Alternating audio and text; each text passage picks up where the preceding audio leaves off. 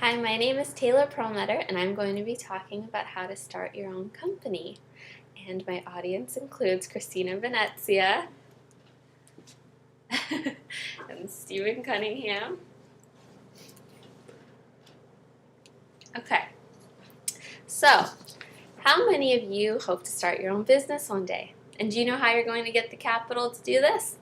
There are many steps that need to be taken to prepare for the startup of a new business. Through my presentation, I'm going to explain how to gain capital for a smaller business, for example, a clothing line. Along with this, I'm going to go over the steps that you need to do to get your product made and out into the market. As someone who hopes to do this one day soon, I have the research and have begun to gain the experience necessary on how to go about this process. First of all, we're going to start talking about how to gain capital for this startup business. If you don't have the funds yourself to start the company, this type of business, the best way to gain capital is to sell your idea to family, friends, and possibly even your coworkers. Before you explain your idea to these people, it's important to have the financials all laid out and be prepared to really explain your idea with passion and show them that you truly believe in the success of your company. Next, we're going to talk about how to get your product manufactured. For this, there are a few different options.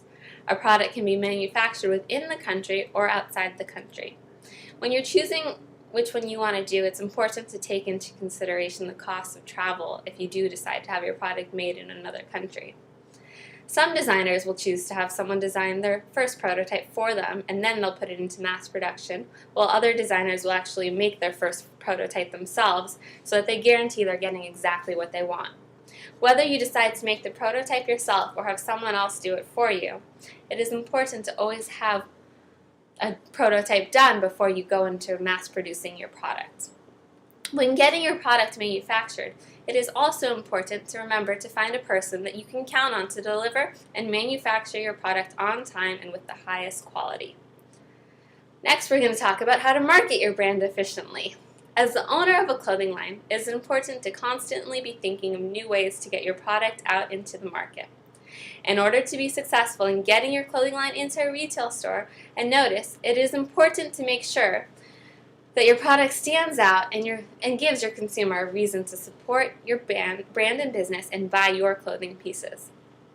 The best way to get your name out there is to have people wearing your clothes where other people will see it and want to buy it. In today's society, many brands will use celebrities as a way to advertise this product, and this is seen to be a very successful marketing tool for clothing lines. Another way to get your product known is to attend trade shows, where new and upcoming brands can display their products to be ordered. This allows store owners to see your pieces and pick out the things they want to buy from your collection for them to sell in their own boutiques. By being prepared and having realistic projections, being able to gain capital, and using the proper marketing techniques, you should be successful in launching your own clothing line. Always concentrate on new and upcoming fashions and stay up to date with your target market. And remember, having the passion for fashion will get you much further in the fashion industry than someone who is just trying to get into the business to make a profit. And does anyone have any questions? Christina? About how much would it cost to start your own clothing line? Well, here's our initial startup. So if you look at this, the materials to start up your first collection are about $15,000. Let's make it so you can see. The labor to have all your pieces made are about $25,000. And your trademark, which you need to have done before you even start your production, costs about $325.